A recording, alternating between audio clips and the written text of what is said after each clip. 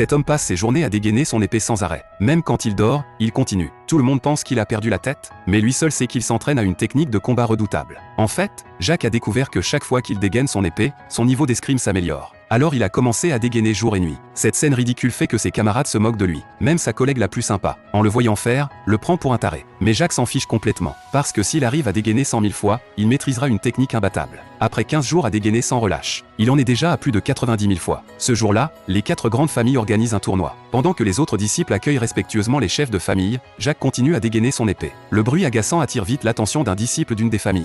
Mais quand il voit que c'est Jacques, son air irrité se transforme en moquerie. En effet, la réputation de bon à rien de Jacques a déjà fait le tour des 4 familles. Bientôt, le tournoi commence. Un combattant très fort monte le premier sur scène. Il annonce avec arrogance qu'il va battre tout le monde tout seul. En voyant ça, la collègue de Jacques est furieuse. Elle décide de monter lui donner une leçon. Mais le combattant est vraiment balèze, il met la collègue de Jacques au tapis en 3 coups. Tout le monde est bluffé par sa force. Pourtant, Jacques affiche un air méprisant. Un autre disciple, qui jalouse Jacques depuis longtemps, remarque son expression. Alors il commence à pousser Jacques à monter sur scène. Comme ça, Jacques va se ridiculiser devant tout le monde. Sous la pression constante de son camarade, Jacques n'a pas le choix et monte. Quand le combattant voit que c'est Jacques, il commence tout de suite à se moquer. Il dit à Jacques que s'il s'agenouille maintenant pour s'excuser, il le laissera partir. Mais Jacques l'ignore, dégaine son épée et se prépare au combat. Mais ce que personne n'avait prévu, c'est qu'au moment où le combattant s'apprête à attaquer, Jacques rengaine soudain l'épée qu'il vient de dégainer. En voyant ça, tout le monde est stupéfait. Seul Jacques sait qu'il lui reste encore 60 dégainages pour atteindre son objectif. Alors il recommence à dégainer comme un fou. Mais le combattant prend ça pour une humiliation. Furieux, il balance un coup de pied et envoie Jacques au sol. Mais Jacques ne riposte pas, il se relève et continue à dégainer. Le comportement de Jacques rend le puissant combattant complètement dingue. Il décide d'utiliser sa technique la plus puissante contre Jacques. À ce moment-là, Jacques termine enfin son 100e millième dégainage. D'un coup,